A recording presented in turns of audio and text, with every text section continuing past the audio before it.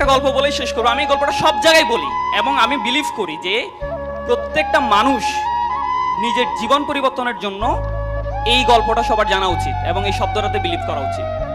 আমি সবসময় বলি যে পৃথিবীতে দেখবেন আপনারা সবাই দুটো প্রাণী আছে যে যারা তাদের নিজ নিজ জায়গায় তারা রাজা।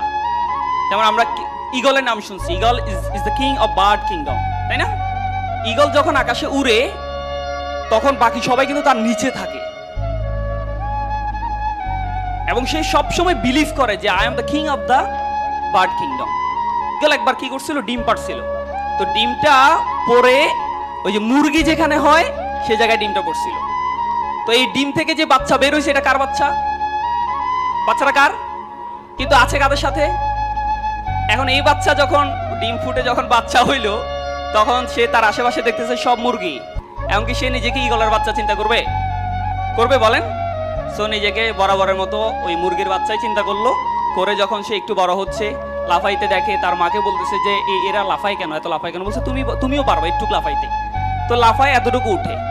সে বিলিভ করছে যে মুরগি মানে হচ্ছে এর চেয়ে বেশি উঠতে পারে না, তাই তো নাকি? কিন্তু আসলে কি সে মুরগি ছিল? ছিল না। তো সে কিন্তু মুরগি না, সে কিন্তু ঈগল। সে যদি বিলিভ করতো যে I am the king of the bird kingdom, তখন কিন্তু সে আকাশে থাকতো।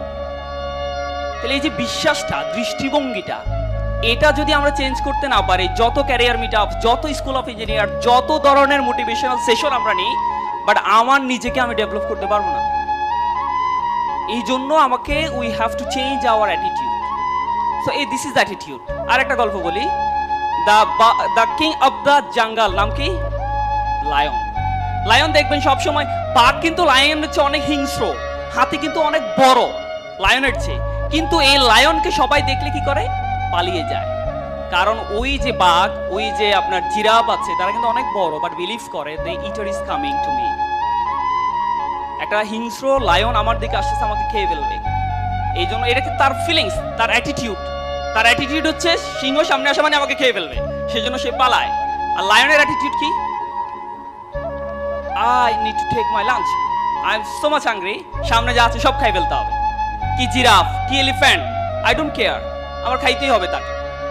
This is the attitude.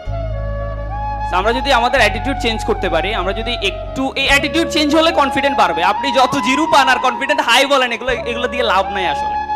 So আমরা আমাদের জীবনকে চেঞ্জ করার জন্য, সুখ আনন্দ ফিল করার জন্য, একটু খুশি থাকার জন্য, হার্ট স্ট্রোক, ব্রেইন স্ট্রোক, যত ধরনের হৃদরোগ আছে এগুলো থেকে বাঁচার জন্য অ্যাটিটিউড ঠিক করতে হবে। দৃষ্টিভঙ্গি ঠিক হয়ে যাবে।